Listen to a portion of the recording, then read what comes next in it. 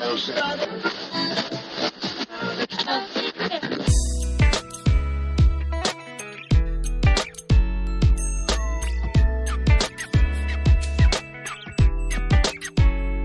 everybody, and welcome to the Pre-Accident Podcast. I am your host for today's episode, and my name's Todd Conklin. Hope you're doing good. Hey, thanks for listening. It is always great to have you on board. I hope you're enjoying these. They're getting really interesting. Holy cow, today's going to be an interesting one, and I'm curious to see what you think about it, because I think you'll like it, but I don't know yet. Well, you'll have to listen to make sure. Hey, so what about the week? Well, let's see. This week, everything was grand, and I'm enjoying a little respite because I had a conference that I was supposed to speak at in South Africa that they had some financial difficulties and didn't end up wanting me to come over. So I'm not there. I'm here, which is great, and I'm enjoying being here, and that's even better, and I'm getting lots of crap done. And so that's good as well.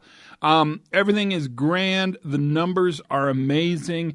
Thank you for listening. Thanks for subscribing. Tell your friends. We're now at a point where I think we've got a really nice little community of thought going, and we can have really good discussions, and that's important as well. So I think you're going to love everything about this one. It is amazing. It is amazing, amazing, amazing.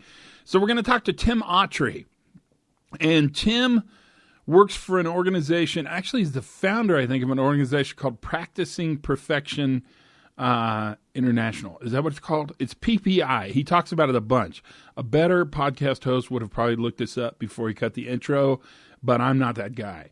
You're going to find Tim's conversation to be a bit different than the conversations I have with you, because Tim is a strong believer that you eliminate error from a system, whereas I'm a strong believer that error is non-eliminatable, if that's a word. I'm not sure if that's a word or not.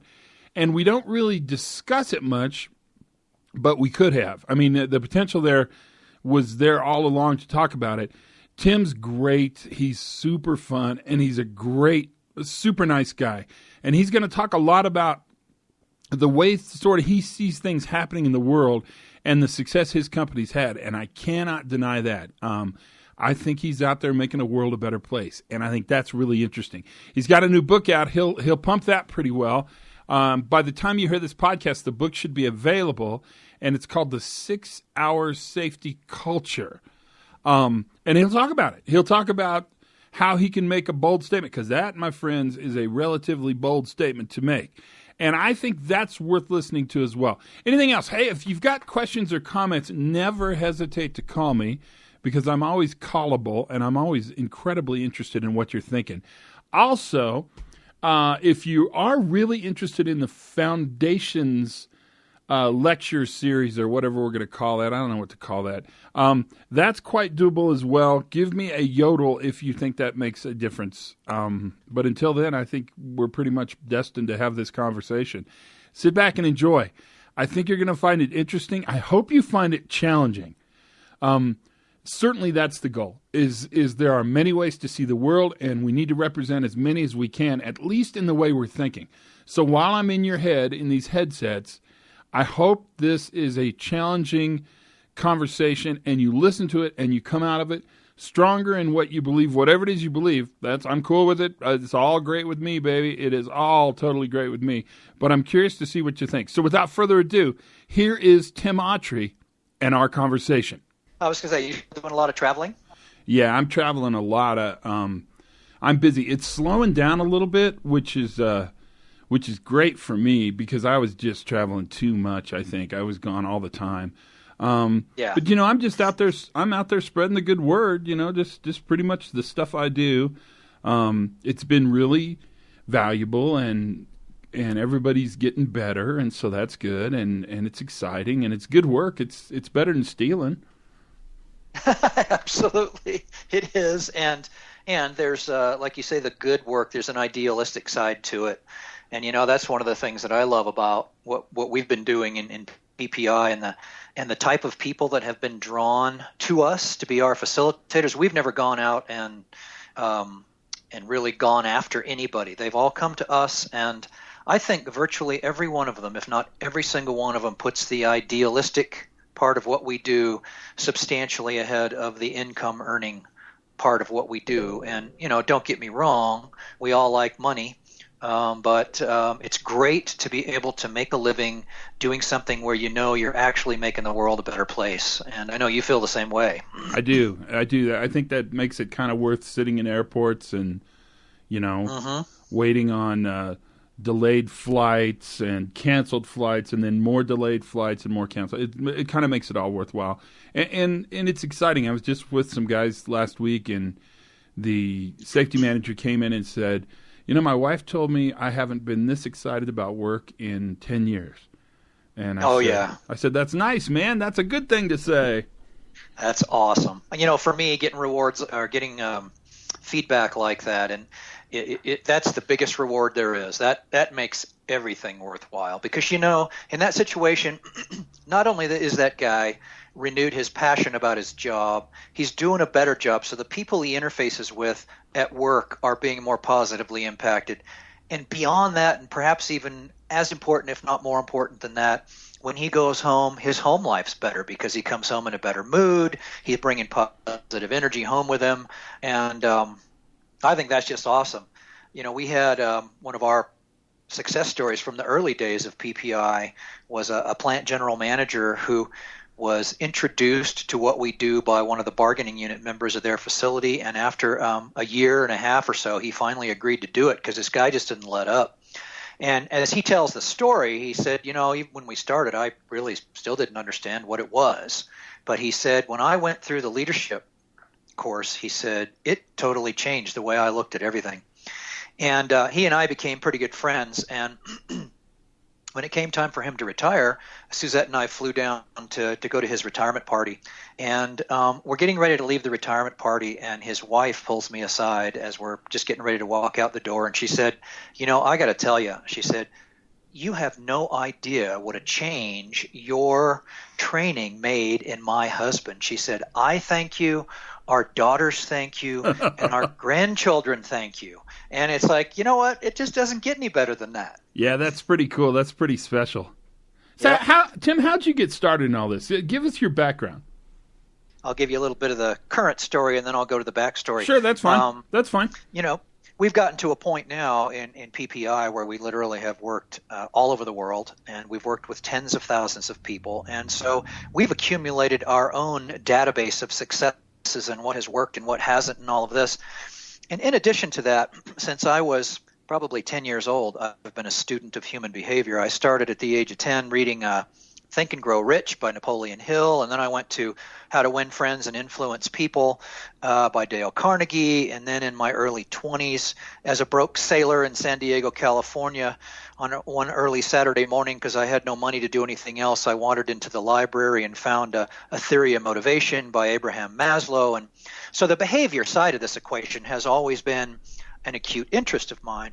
What I discovered when writing the book was, this whole human performance thing or human error reduction thing has been chasing after me since I really started in my adult life, which was starting in the Navy and then going into commercial nuclear power.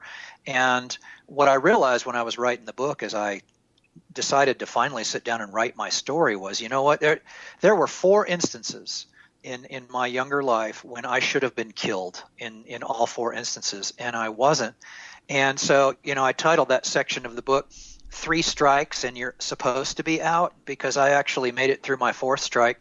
And on the 4th strike, I finally got it and recognized that, just a little bit of inattention, a little bit of assumption, that sort of thing, a little bit of increased pressure to get something done. So you bypass this, that, or the other thing, and son of a gun, in an instant, you can be dead, or you can cause some really serious damage. As a matter of fact, my 4th strike occurred aboard the USS Ohio, which was a Trident nuclear missile submarine. And I was so fortunate because what I did by just doing something stupid, not thinking about it, I almost caused millions of dollars of damage to that submarine and would have actually influenced the mission of the boat, because we were getting ready to go on patrol, and what I did could have damaged a very, significant, vital piece of safety equipment. And fortunately, it didn't really damage anything at all, and nobody got hurt. So again, that was my fourth strike, and that's when I got it. Because at that point, really thinking it through as to how in just one little slip of judgment and not paying attention and making an assumption, you can cause so much damage. And I almost, I could have caused a master chief to get seriously hurt or killed by what I did as well. And, the whole story's in the book. But anyway, that was kind of my real defining moment. And then moving forward, as I ended up in the commercial nuclear power world, in the early 90s, that industry started pumping tons of money and energy into the reduction of human error. And because of my interest in human behavior and human performance, I just ended up in these positions that got involved in that whole effort all the way through. And that kind of came to a head in 2003 through 2005 when I was at the Vermont Yankee nuclear plant. And senior leadership gave me the opportunity to conduct an experiment at that facility approaching human performance, which, in nuclear power, human performance basically means human error reduction. Right. But approaching it my way. And they didn't micromanage me. I was a department head at the time, so I had some, they budgeted money for it. And in the next 30 months, we took an average performing plant and we reduced the incidence of human error by 87.5%. And the results were so outstanding that INPO took notice. I got a big promotion and got stock options from the company. Nice. Other nuclear plants were inviting me to come around and speak, like, a lot of the invitations you're getting, which was pretty cool. And in February of 2005, the plant had been purchased by one of these large companies that has a fleet of nuclear plants. Gotcha. And they brought in a new plant manager whose mission it was to make our plant look like every other plant in the fleet, which none of us appreciated, of course, but that's natural human nature. Nobody appreciates being forced to do anything.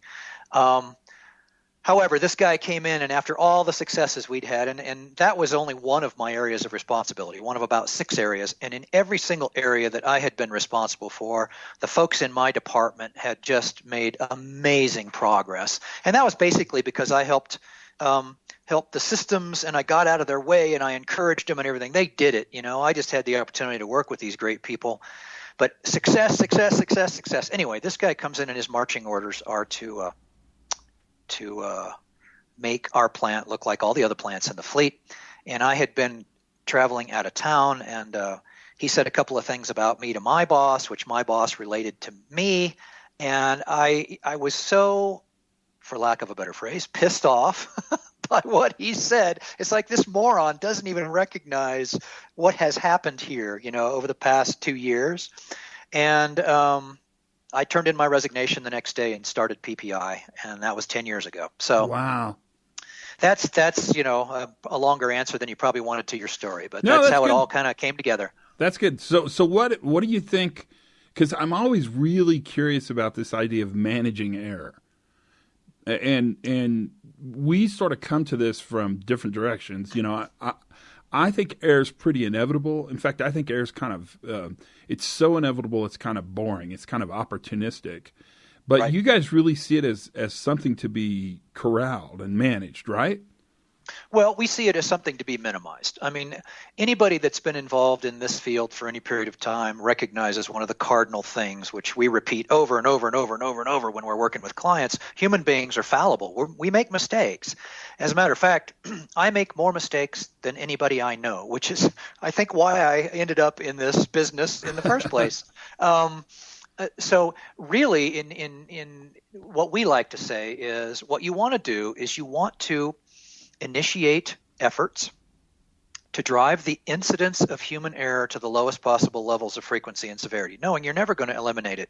But when you do that properly and you achieve a synergy of people working together in their teams and things, we believe that events, which are things that rise to a certain level of significance, somebody getting seriously hurt or killed, or significant environmental catastrophe, or damaging, hundreds of thousands or millions of dollars worth of equipment, we believe when you put the pieces together properly, events can be prevented. you're never going to prevent errors. I mean, I don't know if you know.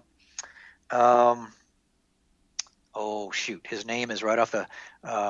So I probably know him if his name is nothing. I know him. Yeah, you know his name right off the top of my head. As a matter of fact, it escaped me.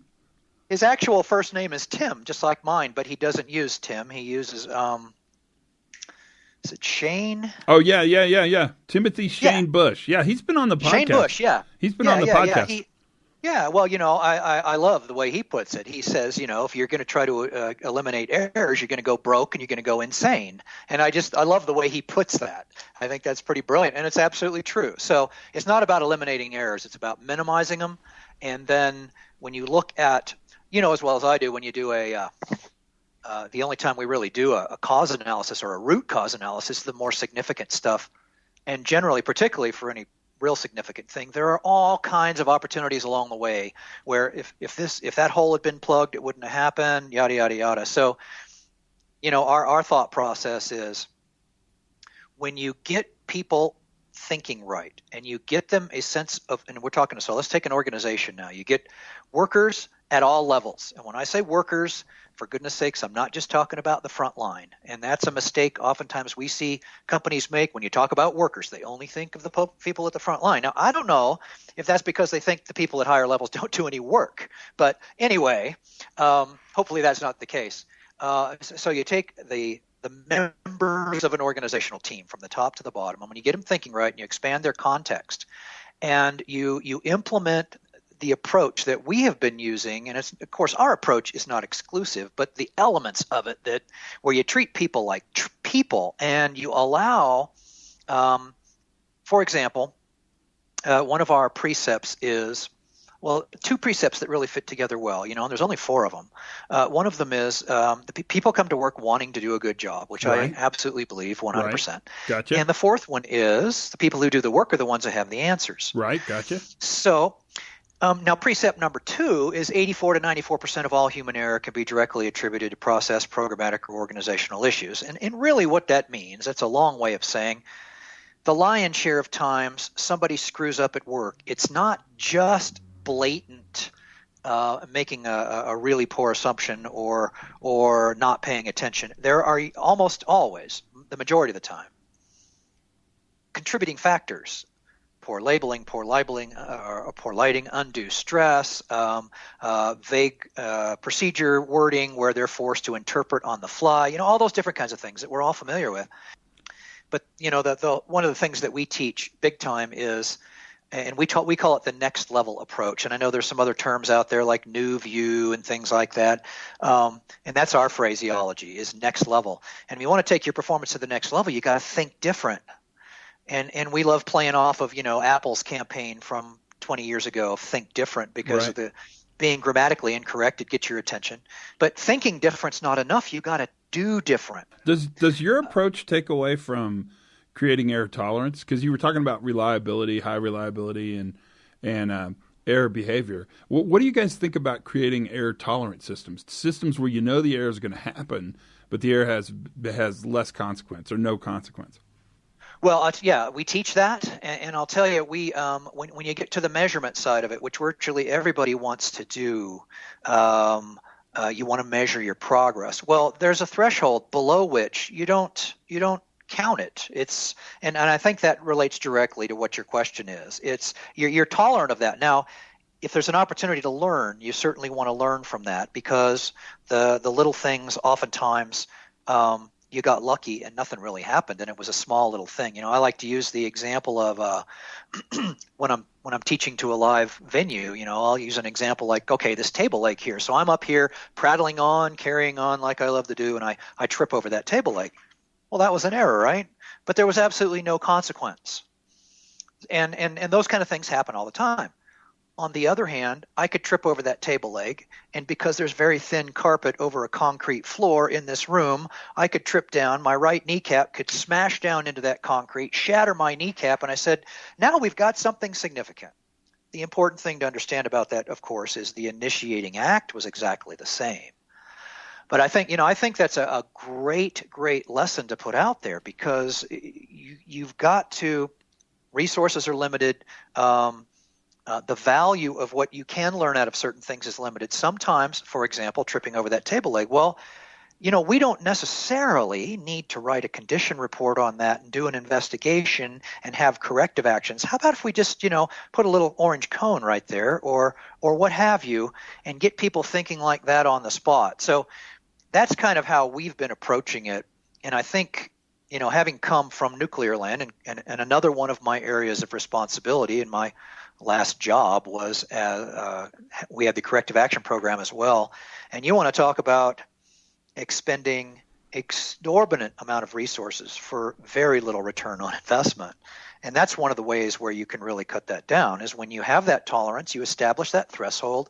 And so if it crosses over this threshold of, let's say it goes beyond a first aid case, or maybe it even becomes a first aid case, or and I think organizations have to decide this for themselves, or it, X amount of dollars worth of equipment damage, or yada, yada, yada, then we approach it as something a little more significant. Well, I'm kind of thinking of this train crash that happened in Philadelphia, the Amtrak train. It looks like it's still pretty early, but it looks like the engineer was really interested in rail safety, blogged about it, posted it on his Facebook, strong proponent of rail safety systems. And yet this engineer, who is by all accounts, at least early on in this equation, very much the ideal human performance employee, really thoughtful, thought about errors, wrote about it, researched it, really into it, this failure still happened.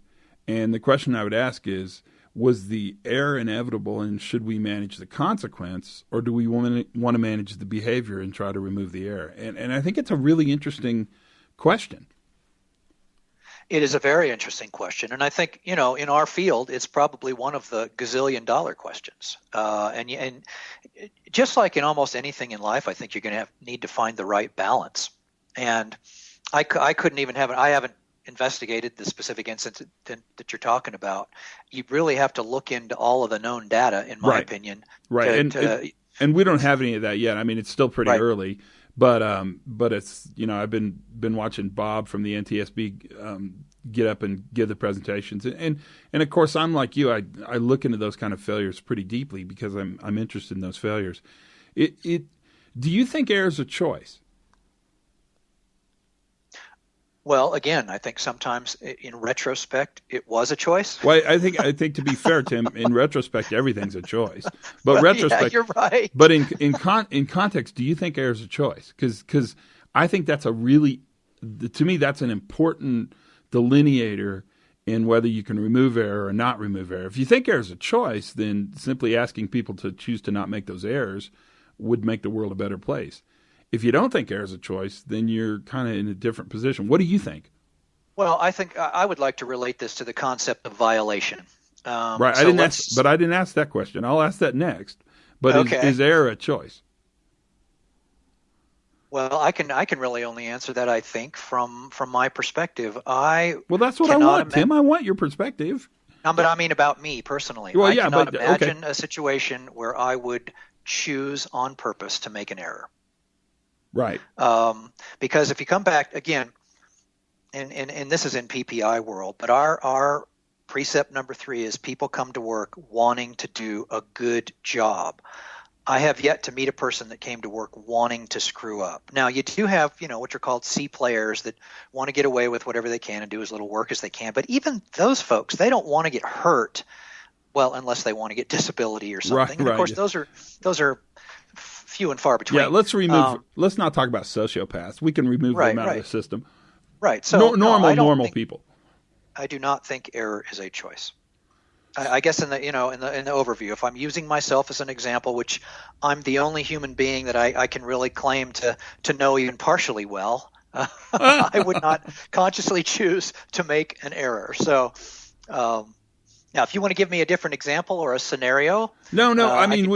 We could do a million scenarios, but it's interesting, and this is just something I'm thinking about. Is if we see error as a choice, then our solution is always going to be to ask workers to make better choices, which is not a bad conversation. It's probably a really good conversation to have. If we see error as something other than a choice, an error, right? Right. Then we tend to create solutions where we look at ways to make it difficult to make that error, or when that error happens, it has less consequence, that kind of thing. Right. And I think the ultimate answer is you want to do both. And you get into the human factor sides of things, and you get into poka-yoke in the world of lean, and all those things are designed to minimize the risk of a human being screwing up. But then when we come back to the concept of choice, there's a phenomenal opportunity there. And, quite honestly, that is exactly where we focus in the world of practicing perfection, is the choices you make dictate the life that you lead. And that's on a moment-by-moment basis. And when we get back to the question, does somebody choose to make an error? One of the things I love about Sidney Decker's work is he was one of the first people to come out and say, you know what, you got to put yourself in, to the best of your ability, in the mind of the individual under those conditions at that moment in time to understand why they made the choice that they did. And there's so many variables around that. So if you come right down to it, at that moment when that person made that choice, under those conditions, at that moment in time, were they choosing a consequence that would be less than desirable? I would say no. And that local rationale thinking, which has really changed, well, it's completely changed our world for sure, but it's changed the way we do investigations. It's changed the way we think about understanding failure at every level. That's been super, super helpful. But it puts us in a position where we think, okay, what's next? And that is my question to you. What do you think the future is? What's next? What are you guys at PPI thinking about next? Okay, well, I'll tell you, I've been doing some really fun learning about the physiology and the chemistry of the human mind and the brain, and how it impacts your hormones and how it impacts your overall attitude, which of course impacts your choices. So that's kind of where we're going further and further down the rabbit hole in that, as far as how to approach people to help modify their behaviors on a grand context. Our primary focus is really about helping people, number one, expand their context about what is possible.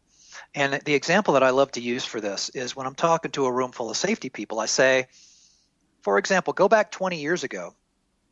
And if I would have told you 20 years ago that you were going to achieve the kind of safety numbers or OSHA recordable rates that you have today, what would you have told me? You would have told me it's absolutely impossible. And yet little by little, and in that particular case, I think we can thank government regulation and perhaps even coercion in some cases, forcing it to the priority level of the decision makers and those who are, and our workplaces today are way safer than they were 20 or 30 years ago. It's a completely different environment, right? And the numbers are consequently completely different. Okay, now forecast yourself 20, 30 years into the future. What can the numbers possibly be? Because on a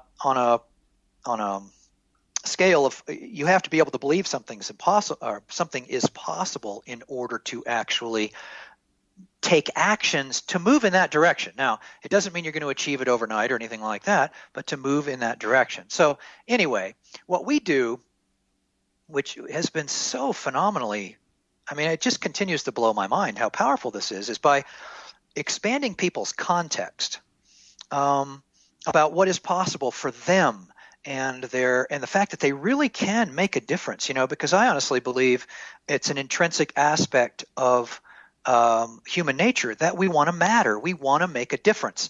And most organizations have done a phenomenal job of ripping that away from people, of robbing them of that opportunity. If you go back to the 8th Habit written by Stephen Covey, for example, which is not that recent now, but one of the things that he talked about in there was what's called the whole person approach.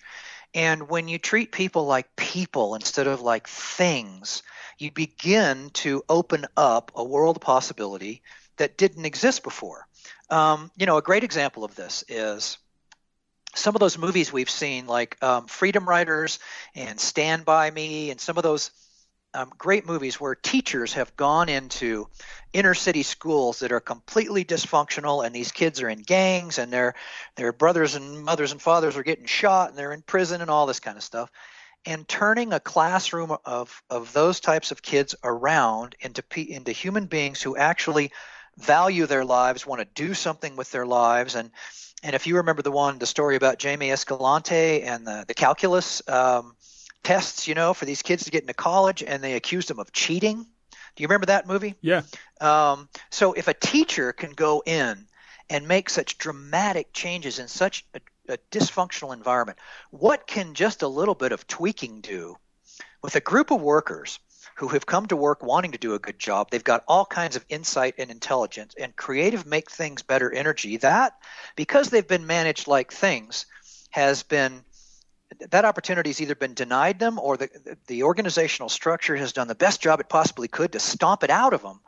What happens when you open that up vertically and horizontally and allow all that stuff to begin to work together? And that's exactly what the practicing perfection approach does. So coming back to that concept of choice, one of the examples that I like to use, and I'm sure you're aware of this, the linchpin as far as we're concerned in organizational performance is the frontline supervisor, because that individual has by far the most impact on how work actually gets done on a day-to-day basis.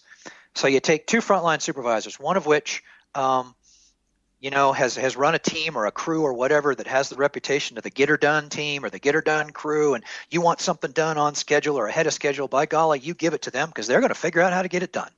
And so on Monday, the supervisor brings old Bob in, who did a job on Friday, and Bob did a job that was supposed to take 3.5 hours, and he got it done in 2 hours and 15 minutes. And the supervisor parades Bob up in front of the team on Monday morning saying, "Bob, awesome job, man. You got that 3.5 hour job done in 2 hours and 15 minutes. Well, everybody on the team knows that the only way you can get that 3.5 hour job done in 2 hours and 15 minutes is by cutting corners, by cutting procedural corners, by often cutting safety corners and that sort of thing. So even though what the supervisor is directly recognizing and rewarding is time shaved off the schedule and fewer man hours, he's also rewarding cutting corners, because everybody knows that's how you get that kind of recognition.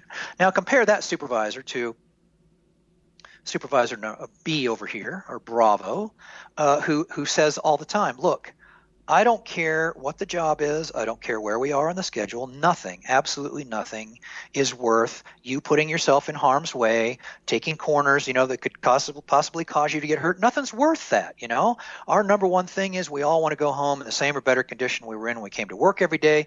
And if it's going to take you a little bit longer to get that job done, to do it safely, I've got your back." And that supervisor supports that individual or the members of that team consistently that way all the time. So you got to ask yourself, are the choices and behaviors from Crew A, the folks on Crew A, going to be different on a day-to-day basis than the choices and behaviors on Crew B? Now, of course, it will vary a little bit by individual personality and all that sort of thing. But generically speaking, the folks on Crew A, the get-her-done crew, they're going to be much more willing and likely to make those choices that we're talking about at the moment that could be more error likely. They're not intending to make an error, so I wouldn't say they're choosing to make an error, but they're making more error likely choices because they've been taught that's what it means to do a good job.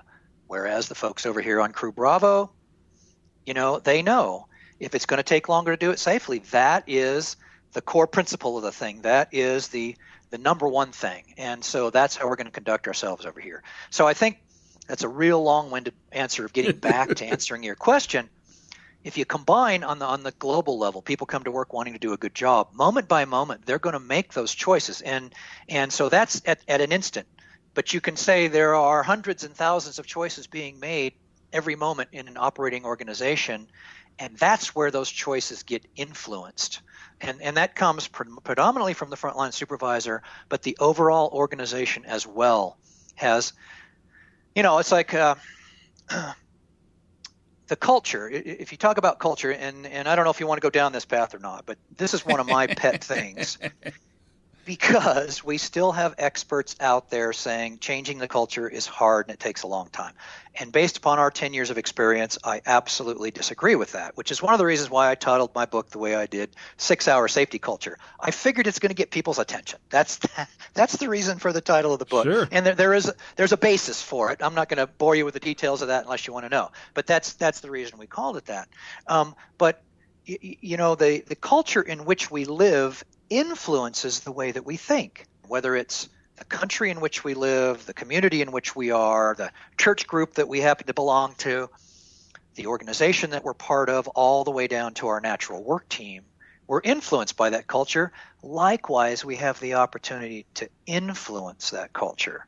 And so getting back to the whole choice thing, I think those choices are influenced. And if we're going to target the next thing, what's the next thing? What's taking things to the next level? It's influencing people internally, helping them change their context, their sense of ownership, so that day in and day out when they're making those choices, they're making better, safer, more holistic choices. And those are more in concert with a clearer understanding of what the concept of doing a good job really means. So there's a lot of dynamics involved there, but that's I'll good, shut man. up now. So what a great talk we had. Did we get enough? Did we cover enough? Well, I think so. I think it was brilliant, man. I think you sounded amazing.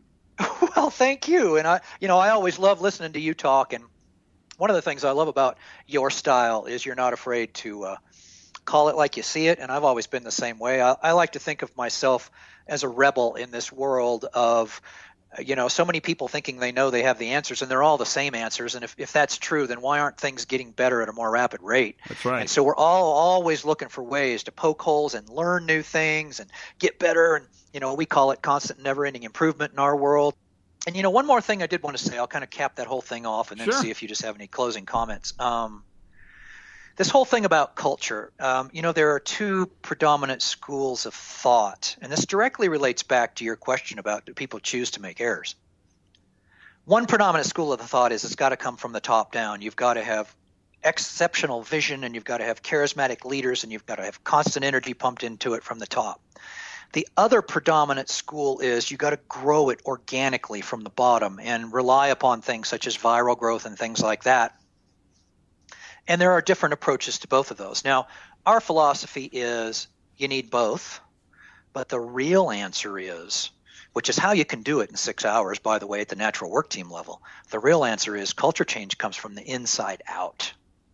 And that's how you want to target, because that's where people are making choices on a moment-by-moment basis as to whether it be safer, more reliable, or whether to cut corners because, maybe there's more emphasis, or maybe I get rewarded for being faster instead of safer, those kinds of things. Right. So anyway, I'll just cap off with that. And then, I do want to say, since I have this opportunity to put a plug in there. Yeah, go. When the book will be out June 1st, and you can go to 6hoursafetyculture.com. And get all kinds of details about it. It'll be on Amazon.com and everywhere else that books get sold. And we're excited about that. Well, thanks, Todd. You're welcome, my friend. You want to do this again sometime in the future? I would love to. That's Tim Autrey and Practicing Perfection Institute. I think I got it right this time. What'd you think? I'm so curious to talk to you about this one because it was so interesting. There are parts of this that I think are absolutely brilliant, no question about it.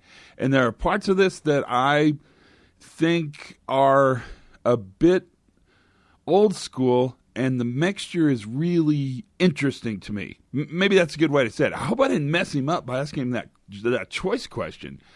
But I think it has to be asked, and I think it's a really important question to ask, because it represents a couple different frames of thought. And it really is that transition between the current view and the new view, that safety differently view. And, I'll make no secret about it. I believe that behavior is not the only tool you have to manage safety. And that his statistics, and Tim's got a lot of the statistics, I think his statistics support my view, but we'll see.